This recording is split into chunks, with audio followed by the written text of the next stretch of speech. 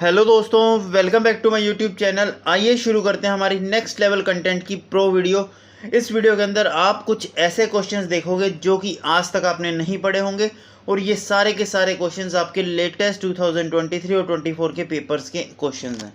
ठीक है, तो आइए ज़रा वीडियो को शुरू करते हैं। एक रिक्वेस्ट है आपसे, वीडियो को एंड तक ज़रूर देखना। आओ ज़रा फटाफट। सबसे पहले दो क्वेश्चन बेसिक होंगे, उसके बाद नेक्स्ट लेवल क्वेश्चंस पर चलेंगे। सबसे पहला क्वेश्चन आता है कि इंटरनेशनल हॉकी मैच की टाइमिंग कितनी होती है। ये एक फिक्स टाइप का क्वेश्चन है जो कि पूछा जा सकता है, तो 60 मिनट आपका आंसर हो जाएगा, ये आपको पता होना चाहिए। नेक्स्ट क्वेश्चन आता है कि नेशनल स्पोर्ट्स डे किसके बर्थडे पर मनाया जाता है और कब मनाया जाता है। तो सर ये मनाया जाता है मेजर ध्यानचंद जी के बर्थडे पर, लेकिन सर किस तारीख को मनाया जाता है ये आप मुझे कमेंट्स करेंगे। साथ ही साथ एक और चीज़ आप मुझे कमेंट करेंगे कि मेजर ध्यानचंद जी जो हैं ये किस खेल से संबंधित हैं। ये दो चीज़ें आपको पता होनी चाहिए। अब आते हैं प्रो लेवल पर, फटाफट से आओ। देखो दोस्तों, ये मैंने एक चार्ट दिया है आपको जिसके अंदर मैंने माउंटेन पीक्स और उनकी हाईएस्ट पीक, माउंटेन रेंज और उनकी हाईएस्ट पीक की एक लिस्ट दी है और ये लिस्ट मैंने आपको टेलीग्राम पर भी शेयर कर दी। ठीक है, इस लिस्ट के अंदर मैंने कुछ पॉइंट्स हाईलाइट किए हैं, जैसे अरावली को हाईलाइट किया हुआ है, फिर मैंने ईस्ट घाट, वेस्टर्न घाट्स, नीलगिरी, विंध्याचल रेंज और नागा रेंज। ठीक है, इन सभी हिल्स की आपसे हाईएस्ट पीक पूछता है। आपसे बहुत बार आपने क्वेश्चन देखा होगा कि ईस्टर्न घाट की highest peak sir Mahendragiri, sir Western Ghat की अनायमुड़ी, नीलगिरी की डोडाबीटा। तो इस टाइप से आपसे काफ़ी क्वेश्चंस पूछता है, तो ये वाली चीज़ें आपको पता होनी चाहिए। जो जो मैंने हाईलाइट किया बस आप उतना पढ़ लो, आपका काम हो जाएगा।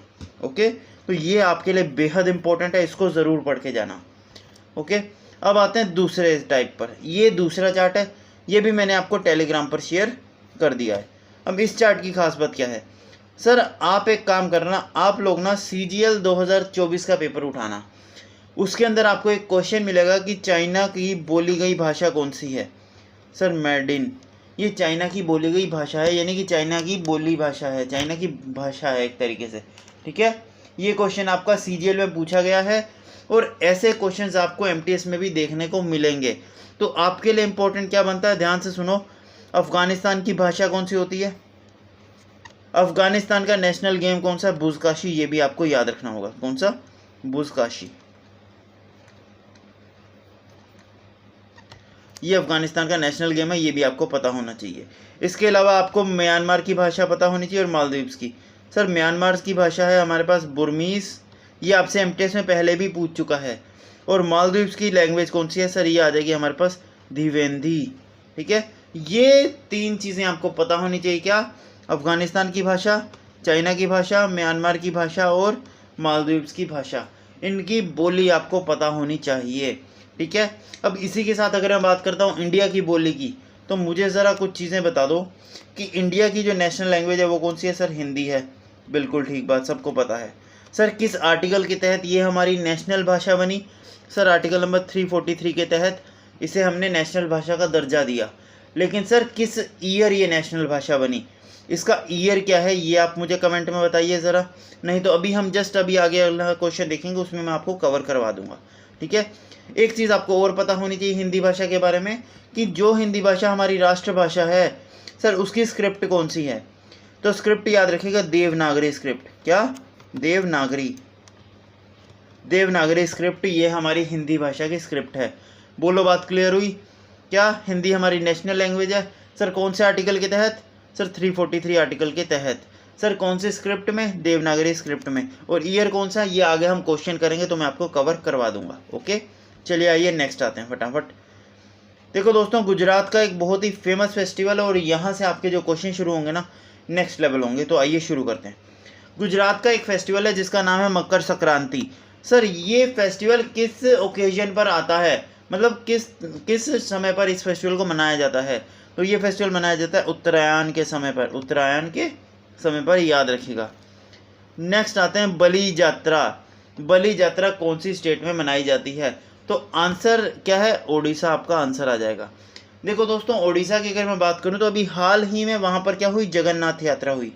क्या, जगन्नाथ पुरी यात्रा, इसको पूरा लिखा करो, जगन्नाथ पुरी यात्रा। ठीक है, अब यहाँ से आपके दो क्वेश्चंस बनते हैं। एक तो आपको ये यात्रा पूछ लेगा जिसका सबको पता है क्योंकि अभी न्यूज़ में थी तो ये तो हर बच्चे को पता होगी। एक चीज़ आपसे एग्जामिनर ये पूछ लेगा कि जो जगन्नाथ टेम्पल है उड़ीसा के अंदर, ये उड़ीसा की किस डिस्ट्रिक्ट में है, तो पूरी डिस्ट्रिक्ट के अंदर है, ये भी आपको पता होना चाहिए। उड़ीसा की पूरी डिस्ट्रिक्ट के अंदर जगन्नाथ टेम्पल है। ठीक है, ये 2 क्वेश्चन तो यहीं से बनते हैं जो कि हर बच्चे को पता होंगे। अब जो बच्चे को नहीं पता होगा वो है बाली यात्रा, बलि यात्रा। अब सर ये इंपॉर्टेंट क्यों है, क्योंकि सर ये इस साल न्यूज़ में नहीं रही, न्यूज़ में ये रही है, लेकिन इसी के अलावा एक और यात्रा उड़ीसा की बहुत फेमस होती है, वो है बलि यात्रा। और इसके फेमस होने का कारण ये है कि इस यात्रा की जो पूजा होती है उसके दौरान सेक्रीफाइस किया जाता है एनिमल को, यानी बलि चढ़ाई जाती है। ओके, तो इस वजह से ये चीज़ इंपॉर्टेंट है। और ये यात्रा होती है उड़ीसा के अंदर, किसके अंदर, उड़ीसा के अंदर, तो ये चीज़ भी पता होनी चाहिए। नेक्स्ट आते हैं, तो बताइए ज़रा कांची मानव फेस्टिवल, कांची मानव फेस्टिवल, ये फेस्टिवल कौन सी स्टेट में मनाया जाता है या कौन सी कंट्री में मनाया जाता है, तो सर ये मनाया जाता है म्यांमार का फेस्टिवल। ये इंपॉर्टेंट क्यों है, क्योंकि सर जो CPO 2024 है ना, उसके पेपर के अंदर ये पूछा गया था, और CPO 2024 अभी इसी साल हुआ है, जनवरी फरवरी के अंदर। ठीक है, तो कांची मानव फेस्टिवल उसके अंदर पूछा गया था, तो MTS में रिपीट हो सकता है, ये आप यहाँ से पढ़ सकते हैं। नेक्स्ट आते हैं, आ गया जो क्वेश्चन का इंतज़ार था कि हिंदी भाषा कौन से आर्टिकल के तहत, सर 343 के तहत नेशनल लैंग्वेज इंडिया की बनी है, और कौन से ईयर में बनी है, तो 1949 के अंदर बनी है। ये ईयर आपके लिए इम्पोर्टेंट हो जाएगा। ठीक है, और कौन सी मतलब कौन से पार्ट में लैंग्वेज आती है, कौन से आर्टिकल हमने देख लिया। ठीक है, ये हमने देख लिया आर्टिकल का बात। ठीक है, अगर मैं बात करता हूँ शेड्यूल की और पार्ट की, तो ये मुझे बताना ज़रा कि कौन से शेड्यूल में हमारी भाषाओं की बात होती है, और हमारे कॉन्स्टिट्यूशन में कितनी भाषाएं हमने रिकॉग्नाइज कर रखी हैं। तो सर हमारे कॉन्स्टिट्यूशन में टोटल 22 भाषाओं का जिक्र है। कितनी भाषाओं का, सर 22 लैंग्वेजेस का जिक्र है हमारे कॉन्स्टिट्यूशन के अंदर। ये चीज़ आपको पता होनी चाहिए। क्लियर, तो ये आपसे पूछा जा सकता है कि हिंदी हमारी राष्ट्रभाषा है, कौन सी स्क्रिप्ट में, देवनागरी स्क्रिप्ट में, कौन से आर्टिकल के तहत, 343 आर्टिकल के तहत। और सर कॉन्स्टिट्यूशन में टोटल कितनी भाषाओं की बात करी गई है, सर 22 भाषाओं की बात करी गई है। क्लियर, नेक्स्ट आते हैं, इटालियन ऑफ द ईस्ट किसे कहा जाता है। ये MTS में 4 बार रिपीट हो चुका है, MTS में 4 से 5 बार रिपीट हो चुका है ये क्वेश्चन पहले भी। इटालियन ऑफ द ईस्ट किसे कहते हैं, सर तेलुगु भाषा को कहते हैं। अब भाषा की बात हो ही रही है तो एक क्वेश्चन बहुत इंपॉर्टेंट बनता है, ध्यान से सुनना। इंडिया में बोले जाने वाली सबसे ज़्यादा भाषा कौन सी है, सबसे ज़्यादा बोले जाने वाली भाषा हिंदी। सर ये सबसे ज़्यादा बोले जाने वाली भाषा है पहले नंबर पर। सर इसके बाद कौन सी आती है दूसरे नंबर पर, बंगाली। कौन सी, बंगाली। सर बंगाली के बाद तीसरे नंबर पर कौन सी आती है, सर ये आती मराठी। कौन सी आती, मराठी। ये 3 लैंग्वेज याद होनी चाहिए, सबसे ज़्यादा हिंदी, दूसरे नंबर पर बंगाली, तीसरे पर मराठी। ये तीनों भाषाएं सबसे ज़्यादा बोली जाती हैं और ये सीरीज़ याद रखना ज़रूर से। अब आती सबसे कम भाषा बोले जाने वाली, सबसे कम, तो सबसे लीस्ट की बात करूं तो लीस्ट आ जाएगी संस्कृत। कौन सी आ जाएगी, संस्कृत। लेकिन आपसे इसी साल MTS 2024 के अंदर 30 तारीख को जो पेपर हुआ था उसमें आपसे क्वेश्चन पूछा गया था कि संस्कृत भाषा की स्क्रिप्ट कौन सी होती है। तो संस्कृत भाषा प्राकृत स्क्रिप्ट में होती है। क्या, प्राकृत स्क्रिप्ट में लिखी जाती है, ये आपको पता होना चाहिए। ठीक है, और हिंदी भाषा देवनागरी स्क्रिप्ट में लिखी जाती है। क्लियर है सारी चीज़। नेक्स्ट आते हैं, बताइए ज़रा त्रिपुरा की ऑफिशियल लैंग्वेज कौन सी है। त्रिपुरा की ऑफिशियल लैंग्वेज कौन सी है, तो इसके अंदर सिर्फ यही पढ़ना है आपको, इससे ज़्यादा नहीं पढ़ना। क्या, फिर से सुन लो, देखो मैंने आपको चार्ट दिखाया था स्टार्टिंग के अंदर कि एक तो ऑफिशियल लैंग्वेजेस का चार्ट जो मैंने दे रखा है, एक तो आपने इसमें से कंट्रीज़ की भाषाएं पढ़नी है। और इंडियन स्टेट की बात करूं तो आपसे लैंग्वेजेस से अगर क्वेश्चन पूछेगा तो सिर्फ क्वेश्चन ये पूछ सकता है कि सबसे ज़्यादा बोले जाने वाली भाषा हिंदी, दूसरे नंबर पर बंगाली, तीसरे पर मराठी, सबसे कम सर संस्कृत, और उसकी लिपि कौन सी है, यानी कि कौन सी स्क्रिप्ट में होती है, तो प्राकृत स्क्रिप्ट में होती है। या फिर आपसे पूछ लेगा त्रिपुरा, इसके अलावा नहीं बनता आपका एग्ज़ाम का क्वेश्चन। ठीक है, तो त्रिपुरा की भाषा कोर्कबार्ग, ये बस इतना सा आपको पता होना चाहिए। हमने यहाँ से एक ऐसा टॉपिक कवर किया जिसका नाम है लैंग्वेजेस, जहाँ से आपके एग्ज़ाम में क्वेश्चन बनता है। ठीक है, अब आते हैं दूसरे टॉपिक पर, फटाफट से ज़रा ध्यान से सुनना। ये आपके लिए अभी ये मैंने सबको बता दिया, अफगानिस्तान की दादरी है ना, दादरी या फिर पासो भी कह सकते हो। आगे आते हैं, ठीक है, ये सब चीज़ें हमने कर ली हैं। यहाँ पर आते हैं मेन चीज़, आपको एग्ज़ाम में अगर लैंग्वेज से क्वेश्चन मिलता है तो वो इस वे में भी मिल सकता है। तो अब ज़रा अगर आपको 2 चीज़ें भी पता होती जो मैंने टिक करवाई हैं तो आप ये क्वेश्चन कर ले जाते। फॉर एग्ज़ाम्पल आपको पता होता चाइना की लैंग्वेज मार्डिन, तो 2 का 1 आएगा। 2 का 1 सर इन दो में है, 2 का 1 इन दो में है, तो या तो ये होगा आंसर या ये होगा या ये होगा, ये ख़त्म हो गया। इसके अलावा सर बताइए ज़रा और क्या आ जाएगा। सर 3 का मेरे हिसाब से आ जाएगा म्यांमार की बुर्मीज़, म्यांमार की बुर्मीज़। तो 3 का बी करेंगे तो सर इसमें आ जाएगा ऑप्शन नंबर, ये भी हो सकता है ऑप्शन नंबर डी मेरा आंसर आ जाएगा। तो इस टाइप से आपको एग्ज़ाम में क्वेश्चन मिलेंगे। नेक्स्ट आते हैं, यहाँ से हमारा एक टॉपिक शुरू होता है जिसका नाम है सेंसस 2011। देखो सेंसस 2011 आप सबने पढ़ रखा है, मुझे पता है, लेकिन जो क्वेश्चंस आज मैं करवाऊंगा उन क्वेश्चंस को एक बार आप खुद से आंसर करने की कोशिश करना, आपको लिटरली भी पता लग जाएगा आप कहाँ पर स्टैंड करते हो। तो ओके, तो आइए शुरू करते हैं।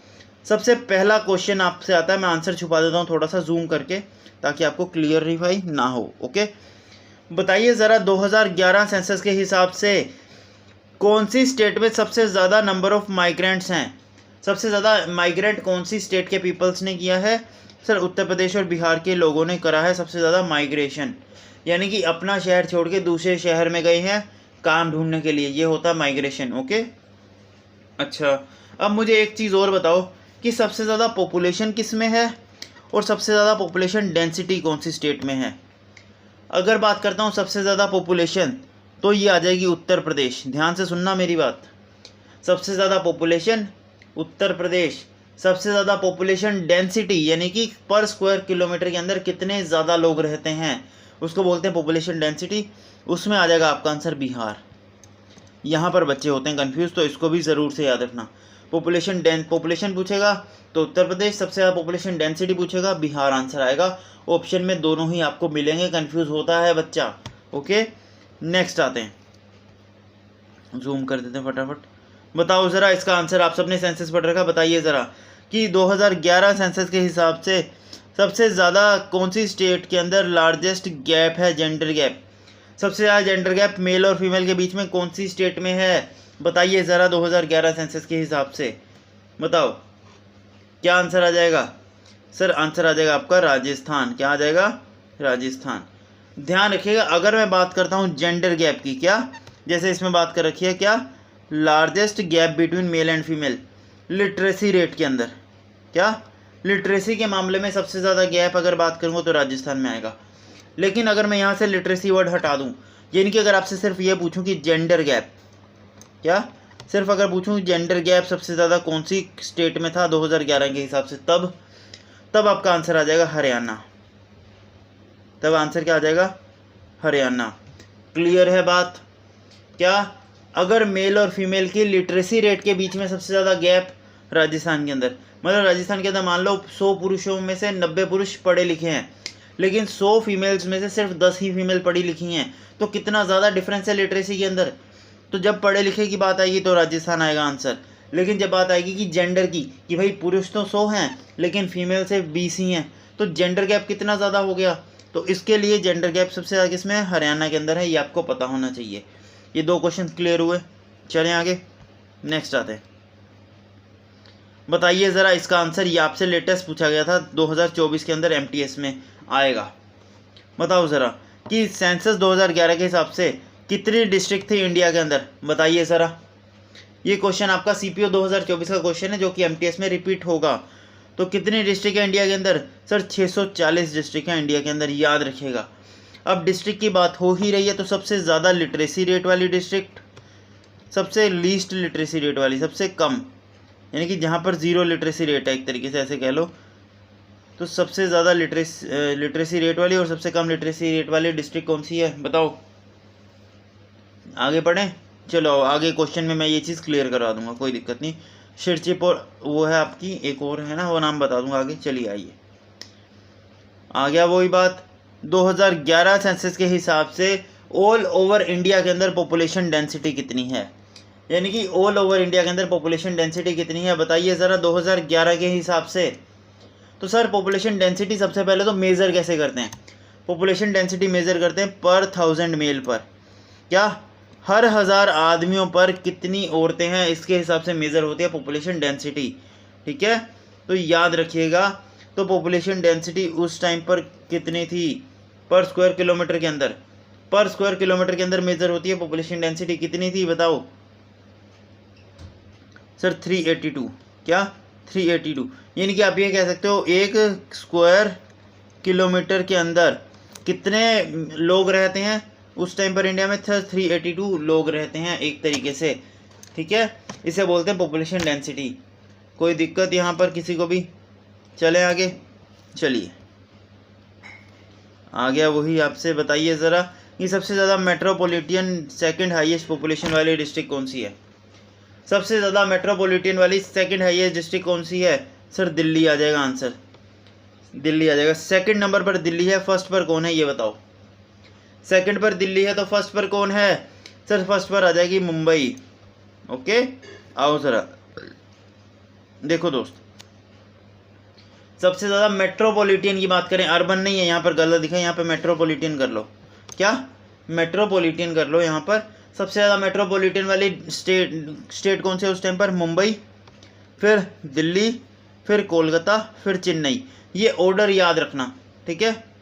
MDKC ऐसे याद रखना, MDKC, MDKC ऐसे याद रखो। MD मसाला कौन चखा, ठीक है? MD मसाला कौन चखा, तो इस तरीके से याद कर लो, बट याद कर लो ये इंपॉर्टेंट है। क्या? सबसे ज़्यादा मेट्रोपॉलिटन सिटी कौन सी है? मुंबई, उसके बाद दिल्ली, फिर कोलकाता, फिर चेन्नई। ये आपसे पूछा जाता है, ये मत याद रखो, कोई दिक्कत नहीं, ये अरेंजमेंट याद रखना। नेक्स्ट आते हैं, बताइए ज़रा कौन सी ग्रुप ऑफ स्टेट में सबसे कम अर्बन पॉपुलेशन है? और इसमें 100% बच्चे मिस्टेक करते हैं। यहाँ पर बच्चे मिस्टेक करते हैं, यहाँ पर बच्चे मिस्टेक करते हैं। आप भी अगर इसका आंसर मार्क करोगे तो आप भी आंसर मार्क कर दोगे सर उत्तर प्रदेश और बिहार। कितने बच्चे का आंसर ये आया? लेकिन ये गलत आंसर है। क्यों? क्योंकि सर सबसे ज़्यादा जो है लीस्ट अर्बन पॉपुलेशन रहती है हिमाचल प्रदेश और बिहार के अंदर। ये पॉइंट क्लियर हुआ, इसको याद रखना, ठीक है? ये एक फिक्स टाइप का क्वेश्चन है, इसको स्टार मार्क कर लो। ये हर साल पूछता है MTS या CPO में, किसी ना किसी एग्ज़ाम में ये हर साल पूछता है, हर साल। 2016 उठा लो, 2017 उठा लो, 2019 उठा लो, 2022 उठा लो, हर साल ये क्वेश्चन आपके एग्ज़ाम में पूछा गया है और हर साल बच्चे गलत आंसर मार्क करते हैं। क्लियर? चलें आगे, बताइए ज़रा 2011 सेंसस के हिसाब से। देखो हमने पहले पढ़ा था मेट्रोपॉलिटन के बारे में, अब आते हैं अर्बनाइजेशन के बारे में। सबसे ज़्यादा अर्बन पॉपुलेशन गोवा के अंदर रहती है, सबसे ज़्यादा अर्बन पॉपुलेशन गोवा के अंदर रहती है, याद रखिएगा। देखो दोस्तों, इनके नोट्स या तो आप बना लो या फिर आगे काम करो, इस वीडियो को कंप्लीट करने के बाद आधे घंटे बाद, 1 घंटे बाद या 2 घंटे बाद, जब भी आपका मन करे इस वीडियो को एक बार वापस से देखना। और उसके बाद मैं PDF शेयर करूँगा टेलीग्राम पर, वहाँ से आप PDF के क्वेश्चंस लगाओगे बिना वीडियो को देखे, अपने अकॉर्डिंग आंसर मार्क करना और चेक करना कि कितने आपके सही होते हैं, ठीक है? तो इस तरीके से आप याद कर सकते हो इसको। नेक्स्ट आते हैं कि सबसे अर्बन पॉपुलेशन गोवा में रहती है, सबको पता है, ठीक है? आ गया हमारा क्वेश्चन डिस्ट्रिक्ट के ऊपर, और उसके बाद हमारा ये टॉपिक भी हो जाएगा पूरी तरीके से ख़त्म, ठीक है? ये सारी चीज़ें अभी MTS के लेवल की बढ़ा रहा हूँ मैं, आपको पता है। ये आपके लिए CGL और CHSL का लेवल तो बहुत नेक्स्ट लेवल जाता है। ये चीज़ें तो आपके MTS में पूछी जाती हैं। अगर MTS वाले को हल्का सा भी अपना लेवल बढ़ाना हो ना, तो वो इस टाइप के क्वेश्चंस आपके एग्जाम में डालेगा, ठीक है? तो बताइए ज़रा, क्योंकि देखो अब मैं आपको साफ बताऊँ, एक बात ध्यान से सुनना, कि अभी तक जितने आपके MTS के पेपर हुए ना, वो सारे पेपर बहुत आसान आए हैं, ठीक है? अब क्योंकि नॉर्मलाइजेशन भी होगी, तो अब एग्जामिनर क्या करेगा, पक्की बात है आपकी अब शिफ्ट टफ आएंगी थोड़ी सी, तो टफ शिफ्ट के लिए थोड़ा सा प्रिपेयर हमें ज़्यादा करके जाना चाहिए। ओके, आओ ज़रा कि सबसे ज़्यादा लिटरेसी रेट वाली डिस्ट्रिक्ट कौन सी है? सबसे ज़्यादा लिटरेसी रेट किस डिस्ट्रिक्ट में है? सिरचिप के अंदर। किस में? सिरचिप के अंदर सबसे ज़्यादा लिटरेसी रेट है। सबसे कम किस में आ जाएगा? अलीराजपुर। क्या? सबसे कम किस में आ जाएगा? अलीराजपुर। ये डिस्ट्रिक्ट की बात नहीं कर रहा है यहाँ पर, तो यहाँ पर ही लिख लेते हैं। सबसे ज़्यादा हाईएस्ट सिरचिप, सबसे ज़्यादा लीस्ट की बात करूँगा, लीस्ट किस में आ जाएगी? अलीराजपुर। अलीराजपुर। ये आपको दो चीज़ें पता होनी चाहिए, सबसे ज़्यादा सिरचिप, सबसे कम अलीराजपुर, ये आपको पता होना चाहिए। नेक्स्ट आते हैं कि कौन सी यूनियन टेरिटरी के अंदर हाईएस्ट फीमेल लिटरेसी रिकॉर्ड करी गई। सबसे ज़्यादा फीमेल लिटरेसी लक्षद्वीप के अंदर है। ओके, नेक्स्ट आते हैं। आ गया लोएस्ट लिटरेसी रेट किस डिस्ट्रिक्ट के अंदर है? अलीराजपुर। आइए ज़रा आगे चलते हैं। 2011 के हिसाब से बताइए ज़रा लोएस्ट लिटरेसी रेट कौन सी स्टेट में है? सबसे कम लिटरेसी रेट सर बिहार में तो होगा ही होगा, और अरुणाचल प्रदेश। बिहार और अरुणाचल प्रदेश। अब जो चीज़ें हमने अभी तक पढ़ी एक बार फटाफट से मेरे साथ दोहराइए। इस थोड़ी सी जगह पर फटाफट से सारी चीज़ें दोहराते हैं, ध्यान से सुनना मेरी बात, फटाफट से रिवाइज करते हैं। सबसे कम जेंडर गैप, सबसे ज़्यादा जेंडर गैप किस में है? हरियाणा। क्या हरियाणा के अंदर जेंडर गैप सबसे ज़्यादा है? सर लिटरेसी रेट का गैप, लिटरेसी रेट गैप सबसे ज़्यादा किस में है? सर राजस्थान के अंदर है। Clear? Gender gap Haryana, literacy gap Rajasthan. ठीक है, अब आती है बात कि भाई सबसे ज़्यादा डिस्ट्रिक्ट लिटरेसी रेट सबसे ज़्यादा किस डिस्ट्रिक्ट में है? लिटरेसी रेट सबसे कम किस डिस्ट्रिक्ट में है? सर ये आ जाएगा शिरचिप। अरे एक तो ये दिक्कत है ना, मोबाइल से पढ़ाओ तो शिरचिप, और ये आ जाएगी आपकी अलीराजपुर, सबसे कम अलीराजपुर। ठीक है, तो याद रखना अलीराजपुर, ये आपके दो चीज़ें ये हो गई। इसके अलावा हमने क्या पढ़ा? इसके अलावा हमने क्या पढ़ा? सर सबसे ज़्यादा अर्बन पॉपुलेशन कहाँ पर है और सबसे ज़्यादा मेट्रोपोलिशन कहाँ पर है? मेट्रो सिटी सबसे ज़्यादा कौन सी है? तो सबसे ज़्यादा अर्बन पॉपुलेशन कहाँ पर है? सर गोवा के अंदर है। ठीक है, सबसे ज़्यादा मेट्रो सिटी कौन सी है? एम से मेट्रो, एम से मुंबई।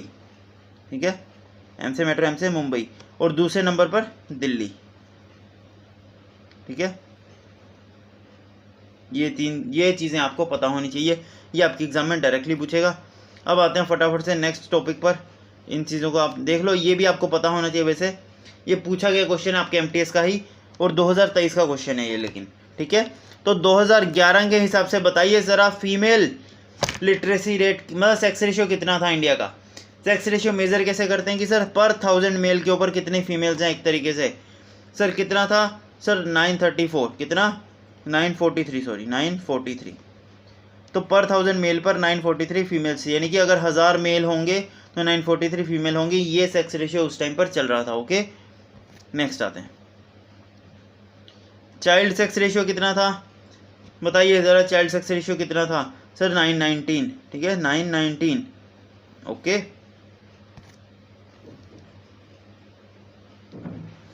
ये लास्ट क्वेश्चन कर लेते हैं, ये क्वेश्चन आपसे इंपॉर्टेंट पूछेगा, उसके बाद हमारे आते हैं नेक्स्ट टॉपिक पर। ठीक है, आओ ज़रा देखो दोस्तों, 2011 सेंसस के हिसाब से कुछ चीज़ें आपको पता होनी चाहिए, बहुत ध्यान से सुनना। अब कुछ चीज़ें जो मैं बता रहा हूँ वो बस डायरेक्टली लिख लो कहीं पर कॉपी में। अब मेरी बात एक एक चीज़ ध्यान से सुनना, पत्थर की लकीर है। अब एक एक बात, ये क्वेश्चन आपसे पूछेंगे, सीधे सुनना। अब बात करें 2011 सेंसस की, एक एक चीज़ ध्यान से सुनना मेरी बात। सबसे पहली बात तो भाई, सबसे पहला सेंसस हुआ कब था? सबसे पहला सेंसस हुआ था 1872 के अंदर, जो करवाया था लॉर्ड मायो ने। किसने? लॉर्ड मायो ने, ये सबको पता है। उसकी बात करते हैं कि सर देखो, लॉर्ड मायो ने करवाया 1872 के अंदर। उस टाइम पर इंडिया आज़ाद नहीं था, इंडिया डिपेंडेंट था, एक तरीके से गुलाम था। उस टाइम से जब सेंसस शुरू हुआ तो 2011 वाला सेंसस जो है, यानी कि टोटल नंबर की बात करें तो 2011 वाला सेंसस जो है ये 15वें नंबर का सेंसस था। ये 15वें नंबर का सेंसस था। लेकिन अगर मैं आपसे पूछ लूँ कि इंडिपेंडेंट होने के बाद का कौन से नंबर का सेशन था, दे क्या?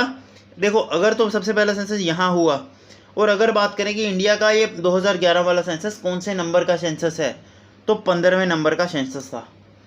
लेकिन अगर बोलूँ कि इंडिपेंडेंट इंडिया का कौन से नंबर का सेशन था, यानी कि आज़ादी के बाद का ये कौन से नंबर का सेशन था, तो अगर तो बात करेगा इंडिपेंडेंट इंडिया की, तो 2011 वाला सेंसस इंडिपेंडेंट इंडिया का 7वें नंबर का सेंसस था। ये चीज़ आपको पता होनी चाहिए। अब ज़रा क्वेश्चन पे आओ, ध्यान से सुनो मेरी बात। यहाँ क्या लिखा है? सर इंडिया का हाउ मेनी सेंसस इंडिया ने कंडक्ट करा दिए 2011 तक? क्या कहीं पर इंडिपेंडेंट की बात करी है? नहीं करी। आंसर क्या आ जाएगा? 15। लेकिन यहीं अगर पूछ लेता कि इंडिपेंडेंट इंडिया का कितने नंबर में का सेंसस था, तो 7वें नंबर का सेंसस था। क्लियर है? आओ ज़रा अब इस टॉपिक को करते हैं ख़त्म। अब ये चीज़ें आप खुद पढ़ लेना थोड़ी सी डिटेल में, वीडियो लंबी नहीं करते। नेक्स्ट आते हैं फटाफट से, यहाँ पर आते हैं। ये टॉपिक आपका पूछा जाएगा, ग्रीन रेवोल्यूशन, ये आपसे पूछा जाएगा, ठीक है। अब देखो इस टॉपिक के बारे में कुछ चीज़ें आपको पता होनी चाहिए। सबसे पहले तो MS स्वामीनाथन जी के बारे में, ठीक है। तो आपको कुछ चीज़ें बताता हूँ जो आप पढ़ सकते हो और एग्ज़ाम में जाने से पहले पढ़ के जाना, नहीं तो आप टेलीग्राम ज्वाइन कर लो, वहाँ पर मैं आपको लिस्ट दे दूँगा, ओके। तो MS स्वामीनाथन की बात करते हैं, MS स्वामीनाथन की बात करते हैं। सबसे पहले तो ये अकेले और पहले ऐसे व्यक्ति थे, ये सबसे पहले ऐसे व्यक्ति थे जिन्होंने वर्ल्ड फूड प्राइज़ जीता है। वर्ल्ड फूड प्राइज़ इन्होंने जीता है, ये सबसे पहले व्यक्ति थे। क्या सबसे पहले व्यक्ति कौन थे जिन्होंने वर्ल्ड फूड प्राइज़ जीता है? MS स्वामीनाथन, ठीक है। अच्छा, फिर आपसे पूछा जाएगा कि इनको जो है बताइए ज़रा भारत रत्न कब दिया गया? इनको भारत रत्न किस ईयर दिया गया? ईयर क्यों इम्पोर्टेंट है? क्योंकि सर ये बहुत इंपॉर्टेंट पर्सनैलिटी है, और ईयर जब आप देखोगे ना गूगल पर तो आपको खुद पता लग जाएगा कि सर क्यों इम्पोर्टेंट है ईयर, ओके। ये दो चीज़ें आपसे MS स्वामीनाथन के बारे में पूछेगा। अवार्ड्स मत पढ़ के जाना, अवार्ड्स नहीं पूछेगा, मुझे पता है। आपसे पूछेगा वर्ल्ड फूड प्राइज़ कब जीता, या तो ये पूछेगा, या आपसे पूछ लेगा भारत रत्न इनको कब मिला था, इसके अलावा नहीं पूछेगा। अब कुछ चीज़ें जो आपको पता होनी चाहिए, ध्यान से सुनिएगा। ग्रीन रेवोल्यूशन की बात करते हैं तो ग्रीन रेवोल्यूशन में किस चीज़ को लेकर के बात करी गई थी? सर ग्रीन रेवोल्यूशन जब इंडिया में आया था तब उसकी बात करी गई थी दो चीज़ों पर।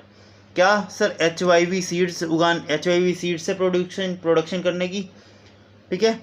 और दूसरी चीज़ करी गई थी बात, सर वो करी गई थी टेक्नोलॉजी की, ठीक है, टेक्नोलॉजी। ये दो चीज़ों के ऊपर ग्रीन रेवोल्यूशन, हमारा पूरा का पूरा ग्रीन रेवोल्यूशन डिपेंड करता है। क्यों? देखो ग्रीन रेवोल्यूशन का मेन मोटिव क्या था कि हमें प्रोडक्शन बढ़ानी जैसे मर्जी करके। अब प्रोडक्शन बढ़ाने के लिए हमें केमिकल्स यूज़ करने पड़े थे, सीड्स को अच्छी वैरायटी के यूज़ करना पड़ा था, तो वो होते हैं HIV सीड्स। ये एक ऐसे सीड्स हैं जो कि कॉम्बिनेशन से बनते हैं केमिकल और नेचुरल प्रोसेस से, जिनकी वजह से जहाँ पर आप साल में एक बार फसल काटते थे वहाँ पर आप 3 बार काट पाओगे। तो इतनी ज़्यादा प्रोडक्शन करते थे ये लोग, ठीक है। तो एक तो इसकी वजह से प्रोडक्शन इंप्रूवमेंट आई। एक सर हाथ से काम करेगा एक पर्सन और एक पर्सन करेगा मशीनरी से काम, तो फ़र्क पड़ेगा ना। तो इस वजह से टेक्नोलॉजी भी याद रखना, टेक्नोलॉजी के ऊपर, ये दो चीज़ों पर हमारा पूरा ग्रीन रेवोल्यूशन बेस पे था, ओके। तो ऑप्शन के हिसाब से ग्रीन रेवोल्यूशन का मेन मोटिव किस चीज़ पे था? सर HIV सीड्स पर था, ठीक है। नेक्स्ट आते हैं। देखो दोस्तों, इंडिया में ग्रीन रेवोल्यूशन की वजह से सबसे ज़्यादा किस फसल को इफेक्ट हुआ? कौन सी फसल सबसे ज़्यादा होगी इंडिया में HIV सीड्स की वजह से? तो वीट की खेती सबसे ज़्यादा हुई थी ग्रीन रेवोल्यूशन की वजह से, ये आपको पता होना चाहिए। क्या अगर बोल दूं कि ग्रीन रेवोल्यूशन ने सबसे ज़्यादा किस फसल को इफेक्ट किया, किस फसल की प्रोडक्शन बहुत ज़्यादा बढ़ गई? सर वीट की। ये चीज़ क्लियर है। अब आते हैं नेक्स्ट। ये आपसे इस टाइप से डायरेक्टली क्वेश्चन पूछे गए थे CPO के अंदर, ठीक है। ये एज इट इज़ CPO का क्वेश्चन उठा करके मैंने छाप दिया यहाँ पर, आप ध्यान से सुनना मेरी बात। सर ब्लू रेवोल्यूशन किससे एसोसिएटेड होगा? सर ब्लू है पानी में फिश, तो 1 का C सर इसी ऑप्शन में है। 3 ऑप्शन मेरा आंसर आ गया, ख़त्म हो गया question. Yellow revolution, golden revolution, देखो दो अलग चीज़ें होती है, एक होता है गोल्डन, एक होता है गोल्डन फाइबर, दोनों अलग अलग चीज़ें हैं, ध्यान रखना। गोल्डन रेवोल्यूशन और गोल्डन फाइबर रेवोल्यूशन दोनों अलग अलग चीज़ें हैं, ध्यान रखिएगा इस चीज़ का, ओके। चलिए आगे आइए ज़रा। तो यहाँ पर मैंने कुछ इंपॉर्टेंट रेवोल्यूशन जो मुझे लगता था वो मैंने दे दिए।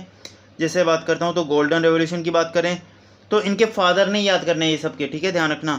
गोल्डन रेवोल्यूशन होता है सर आपकी हनी प्रोडक्शन से, शहद से रिलेटेड है गोल्डन प्रोडक्शन। लेकिन गोल्डन फाइबर की बात करेंगे तो ये किससे आ जाएगा? याद आएगा जूट प्रोडक्शन से। यहाँ पर बच्चे कन्फ्यूज़ होते हैं, ये याद रख लो बस कि गोल्डन फाइबर सर जूट की वजह से, गोल्डन रेवोल्यूशन सर किसकी बात करता है? एक मिनट सर, गोल्डन रेवोल्यूशन किसकी बात करता है? सर हनी की वजह से, हनी की बात करता है। क्लियर है? कंफ्यूज मत होना, यहाँ पर बच्चा कंफ्यूज होता है, ओके। अब येलो रेवोल्यूशन, सर येलो क्या है? सर बीज, seeds, oil seeds, okay. Sir pink क्या चीज़ होती है? सर पिंक रेवोल्यूशन किससे है? प्याज से, ओनियन से। इससे ओनियंस, प्याज, ओके।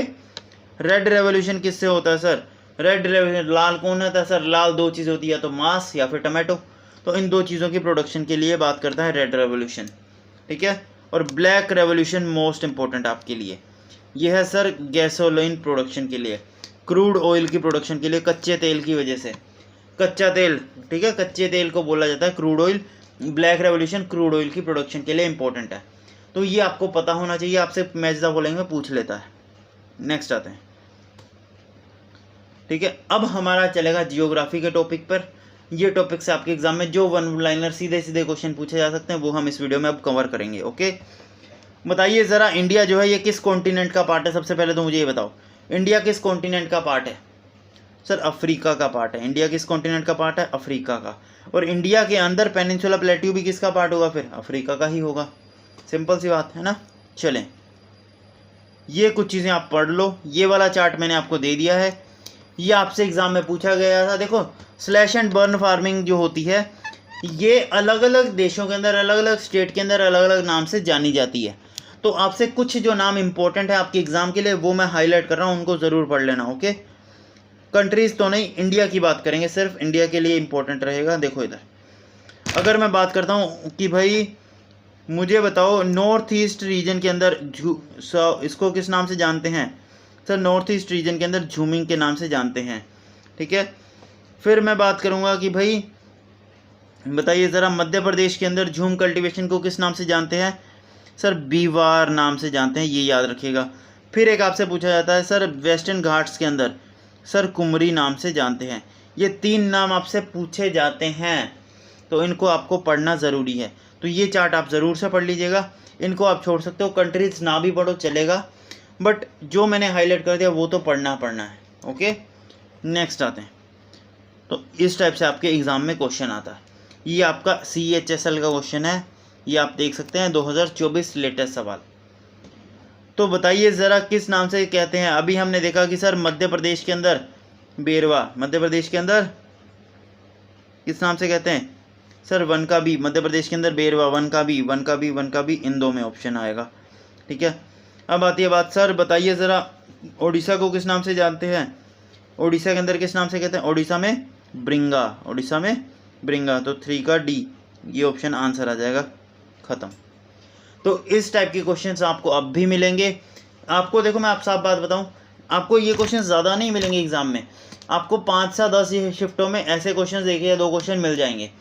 लेकिन अगर आप ये 1 से 2 क्वेश्चन कर लेते हो तो आप उनसे आगे निकल पाओगे। ये ऐसी ही रेस होती है एग्ज़ाम में। ओके, नेक्स्ट आते हैं। एक ये वाला नाम आप ज़रूर याद रखिएगा, सर मोहम्मद यूनुस। सर ये इंपॉर्टेंट क्यों है? क्या पर्सनैलिटी है? इनका नाम तो हमने सुना ही नहीं। तो अब सुन लो ये इंपॉर्टेंट क्यों है, एक एक चीज़ आपको क्लियर हो जाएगी। सर इन्होंने किस बैंक की इस्टेब्लिशमेंट करी थी? सर इन्होंने ग्रामीण बैंक की इस्टेब्लिशमेंट करी थी इंडिया के अंदर, ठीक है। दूसरी चीज़, CPO 2024 का सवाल, सर इनको नोबेल प्राइज़ मिला था, किस ईयर मिला था? सर 2006 में मिला था। लेकिन सर कारण क्या है नोबेल प्राइज़ मिलने का? आओ जरा इस क्वेश्चन पे देख लो। Sir modern microfinance, modern microfinance, इसकी थ्योरी किसने दी थी? सर इन्होंने दी थी। तो अगर मैं एग्जामिनर होता MTS का और मैं आपसे अगर ये चीज़ पूछ लेता कि बताओ ज़रा मॉडर्न माइक्रो फाइनेंस की थ्योरी किसने दी थी, तो आपका आंसर क्या आ जाएगा? मोहम्मद यूनुस आ जाएगा। इनको नोबेल प्राइज़ 2006 में मिला। क्लियर है? कोई भी दिक्कत? चलें आगे। नेहरू इंस्टीट्यूट ऑफ माउंटेनरिंग, ये सीधे क्वेश्चन है, 2 क्वेश्चन है ये ऐसे आपको पूछे जाएंगे। तो ये कहाँ पर है बताओ? उत्तराखंड के अंदर। यहाँ पर देखो नेहरू इंस्टीट्यूट ऑफ माउंटेनरिंग, सिर्फ माउंटेनरिंग की बात कर रहा हूँ तो उत्तराखंड आएगा। लेकिन अगर मैं बाल दूँ साथ में, देखो इधर कि Nehru institute, national institute of mountaineering plus adventurous sport, ये कहाँ पर है? तो ये आ जाएगा आपका अरुणाचल प्रदेश के अंदर, अरुणाचल प्रदेश के अंदर। ये 2 क्वेश्चंस डायरेक्टली आपसे एग्जाम में पूछे जाएंगे, गारंटी है। आप मुझे खुद कमेंट्स में बताना ये क्वेश्चन आपकी शिफ्ट में आया या नहीं आया, आप खुद कमेंट में बताना मुझे। ओके, चलो आओ अभी चलते हैं नेक्स्ट क्वेश्चन पर। आइए ज़रा, ये हमने देख ली। ये मैंने फिर से आपको बता दूं, मैंने हाईएस्ट पीक्स का कुछ चार्ट दिया था आपको, और ये मैंने बताया भी था आपको कौन कौन सी चीज़ें, वापस हाईलाइट कर देता हूँ। Western Ghats sir Anamudi, Eastern Ghats की महेंद्रगिरी, अरावली रेंज की गुरु शिखर, विंध्याचल रेंज की सर आ जाएगी गोडविल पीक, और नागा हिल्स की आ जाएगी साबरमती पीक। ये पीक्स आपसे पूछी जाती हैं, बहुत बार पूछी जाती हैं, और नीलगिरी की डोडा बीटा। तो ये कुछ पीक्स आपको पढ़नी ज़रूरी हैं। ये स्टार्टिंग में भी बताया था, फिर से आगे तो फिर से बता दिया। ओके, चलो आओ मैनचेस्टर ऑफ इंडिया किसे कहा जाता है? सर ये कहा जाता है अहमदाबाद को। किसको कहा जाता है? अहमदाबाद को, याद रखिएगा। ठीक है, आइए ज़रा अब आते हैं टेम्पल्स ऑफ इंडिया पर, और ये आपके एग्ज़ाम में डायरेक्टली पूछे जाएंगे कि महाबलीपुरम टेम्पल जो है सर ये किस डायनेस्टी ने बनवाया है? पालवा डायनेस्टी ने बनवाया है। महाबलीपुरम टेम्पल पालवा डायनेस्टी ने बनवाया है। ओके, नेक्स्ट आते हैं, भारत निर्माण प्रोग्राम कब लॉन्च हुआ था? भारत निर्माण प्रोग्राम कब लॉन्च हुआ था? 2005 में लॉन्च हुआ था। ओके, अब कुछ इंपॉर्टेंट स्कीम्स जो हैं ये आपको यहाँ पर दे दी, इनके बाहर नहीं जाएगा क्वेश्चन। ठीक है, जैसे बात करता हूँ DRDA की इस्टेब्लिशमेंट किस ईयर हुई थी? 1993 में हुई थी। Sir mid day meal scheme शुरुआत कब हुई थी? सर 1995 में हुई थी। ठीक है सर, भारत निर्माण 2005 में शुरू किया गया था। ठीक है sir, national rural health mission sir ये 2005 में शुरू किया गया था। फिर बात आती जननी सुरक्षा योजना, ये इंपॉर्टेंट रहेगी आपके लिए, 2005 में शुरू करी गई, और ये शुरू करी गई प्रेग्नेंट वुमेंस के लिए, उनकी केयर करने के लिए ये स्कीम शुरू करी गई थी, ध्यान रखिएगा।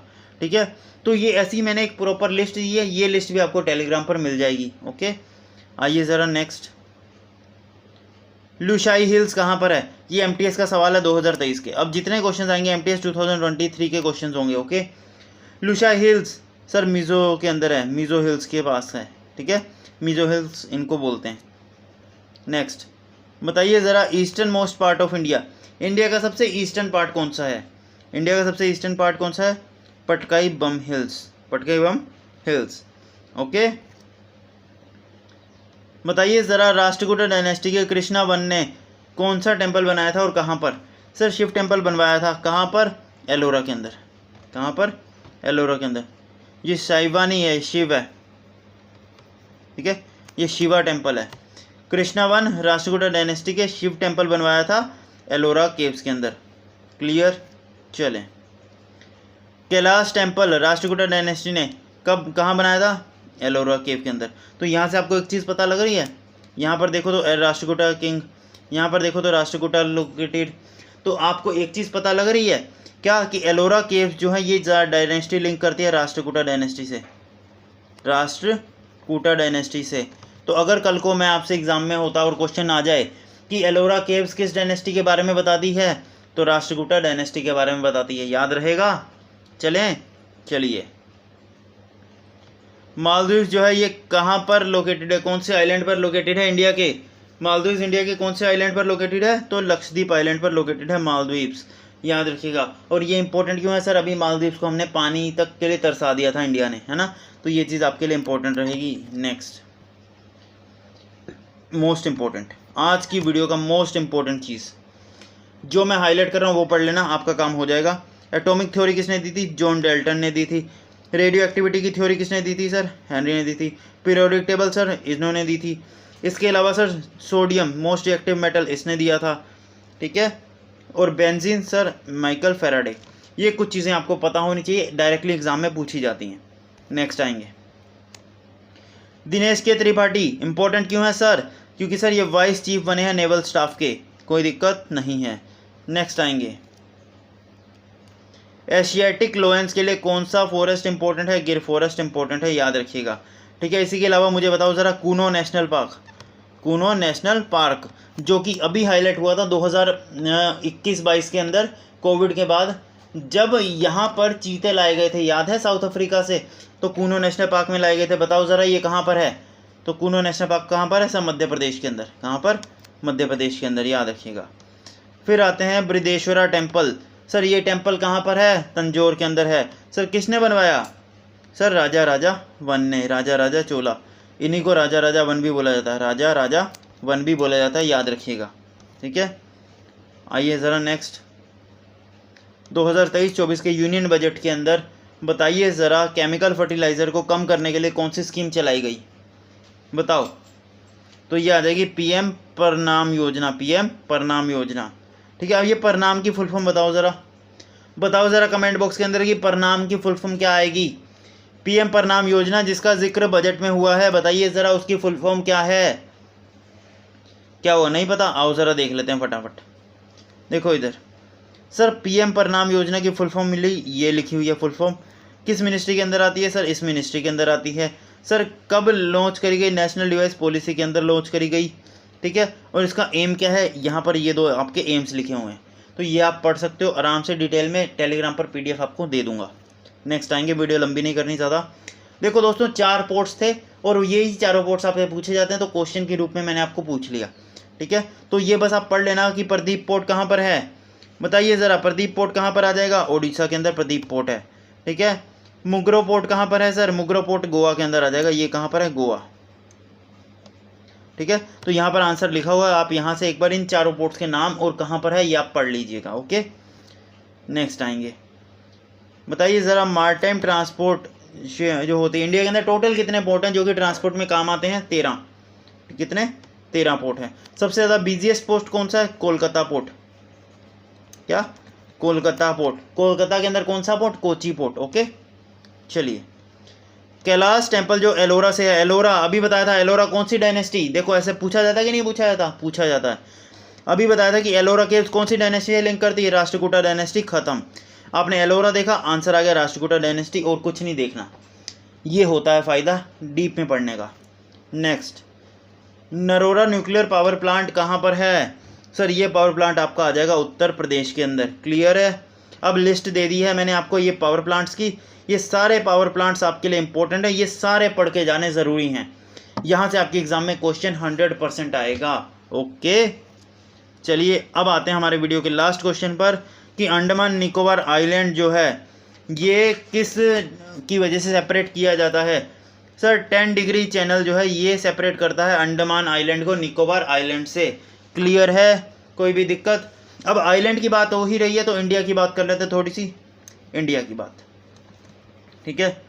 सबसे पहले मुझे बताओ, इंडिया सबसे ज़्यादा बाउंड्री किसके साथ शेयर करता है, सबसे लार्जेस्ट बाउंड्री किसके साथ शेयर करता है, इंडिया सबसे स्मॉलेस्ट बाउंड्री किसके साथ शेयर करता है, सर सबसे लार्जेस्ट करता है बांग्लादेश के साथ, ठीक है, बांग्लादेश के साथ। सबसे स्मॉलेस्ट किसके साथ करता है, सर ये करता है अफगानिस्तान के साथ। अब इसी वजह से इन दोनों की आपकी लैंग्वेजेस भी इंपॉर्टेंट होती हैं जो हमने पहले पढ़ ली हैं, ओके। अब सर बांग्लादेश के साथ कितनी बाउंड्री शेयर करता है इंडिया, तो 4096 किलोमीटर्स की। अफगानिस्तान के साथ कितने किलोमीटर की, सर 106 किलोमीटर की बाउंड्री शेयर करता है इंडिया। सर टोटल बाउंड्री कितनी कंट्रीज के साथ शेयर करता है, टोटल बाउंड्री कितनी कंट्री के साथ शेयर करता है, तो आपका आंसर आएगा 9। आप बोलोगे सर गलत है, नहीं है गलत, टोटल बाउंड्री 9 के साथ शेयर करता है, मैंने टोटल बाउंड्री पूछा है। लेकिन यहीं अगर मैं आपसे बोल दूं कि इंडिया लैंड बाउंड्री कितनों के साथ शेयर करता है, इंडिया ज़मीनी सीमा कितनों के साथ शेयर करता है, तो आएगा 7। और अगर बात करता हूँ इंडिया समुद्री सीमा यानी कि वाटर बाउंड्री कितनों के साथ शेयर करता है, तो आएगा 2। और टोटल बाउंड्री इंडिया 7 के साथ शेयर करता है, क्लियर है। अब एक क्वेश्चन आप मुझे कमेंट्स में बता दीजिए कि इंडिया की टोटल बाउंड्री लाइन कितने किलोमीटर की है, इंडिया के अंदर टोटल बाउंड्री लाइन जो इंडिया का टोटल बॉर्डर है वो कितने किलोमीटर का है, ओके। चलिए नेक्स्ट आते हैं, सबसे पहली रेलवे सर 1853 में शुरू हुई थी, उस टाइम पर कौन वॉइसरॉय था, बताओ गवर्नमेंट में, ओके। किसने शुरू करवाई थी, देखो जो सबसे पहली रेल है ना इंडिया 1853 में जो शुरू हुई, ये चली थी मुंबई से थाने, 34 किलोमीटर का सफ़र किया था, 400 पैसेंजर थे और 14 डब्बे थे, ठीक है। चलिए ये इंपॉर्टेंट है, देखो न्यूक्लियर पावर प्लांट तो पढ़ लिया हमने पीछे, सोलर पावर प्लांट आपके लिए बेहद इंपॉर्टेंट है, सोलर पावर प्लांट आपके लिए बेहद इंपॉर्टेंट है, इनको ज़रूर पढ़ लेना, ठीक है। जैसे अगर मैं बात करता हूँ तो अब इम्पोर्टेंट कौन सा है, तो देखो इम्पोर्टेंट कौन सा है, जो सबसे ज़्यादा होगा या सबसे छोटी कैपेसिटी वाला होगा, ठीक है। तो सबसे ज़्यादा कैपेसिटी वाला कौन सा है ये देखते हैं, सबसे ज़्यादा कैपेसिटी कौन सी में है ज़रा ये देखते हैं। सर इसमें 50 मेगावाट की है, इसमें 67 मेगावाट, इसके अलावा कोई दिख रहा है, सर 250 मेगावाट। तो आपको आंध्र प्रदेश के दोनों पढ़ के जाने ज़रूरी हैं क्योंकि ये सबसे ज़्यादा वाले हैं, ठीक है। अब उसके अलावा आपको देखो जो जो इसने हाईलाइट कर रखे ना, ये मैंने दिखाया ब्लू लाइन से, ये तो मोटा मोटा आप पढ़ लेना तो आपको ठीक रहेगा। इसके अलावा आप आंध्र प्रदेश के सारे पढ़ लेना, ठीक है। तो ये आपके लिए बहुत ज़्यादा अच्छा काम करेंगे, तो आंध्र प्रदेश के लिए सारे ही पढ़ लो, इंपॉर्टेंट रहेंगे, ठीक है। बाकी जो हाईलाइट कर रखे हैं वो आप पढ़ लेना। नेक्स्ट आते हैं, देखो यार अब इसको याद कैसे करोगे, इसको बस यही तरीका इसका कि एग्ज़ाम में जाने से पहले ना, जैसे आप मान लो आपका एग्ज़ाम है 1 घंटे बाद, तो अब आप बाहर खड़े हो ना, उस टाइम पर आप क्या करो, बस एक बार गो थ्रू कर लो इन चीज़ों को, एक बार अपनी आंखों के सामने से निकाल लो और जाते ही एग्जाम में जीके जीएस वाला सेशन खोल लो और उसमें देखो क्या ये क्वेश्चन आपसे पूछा गया है, ठीक है। या फिर जो आपको शीट मिलती है रफ वर्क के लिए, उसके पीछे लिख लो कि कर्नाटका का के से शुरू था, इसका इससे शुरू था, ताकि आपको थोड़ा सा हिंट रहे। ओके, नेक्स्ट आते हैं। देखो दोस्तों, बताइए ज़रा इनमें से कौन सा 2010 में शामिल किया गया। ये मैं अपनी हर वीडियो में चीख चीख के बोल चुका हूँ बच्चों को कि ये चीज़ पढ़ लो, ये आपसे पूछी जाती है। अब तो क्वेश्चन भी देख लिया, अब तो बता दो 2010 में कालबेलिया डांस, इसी को क्या बोला जाता है, इसी को स्नेक डांस बोला जाता है। क्या? स्नेक डांस बोला जाता है, ठीक है। आओ ज़रा देखो दोस्तों, इसकी पूरी कंप्लीट पीडीएफ जो है वो मैं आपको टेलीग्राम पर दे दूंगा और इसका पार्ट 2 मैं आज ही शाम को डालूंगा आपको, तो उसको भी ज़रूर से देख के जाना। Okay, thank you.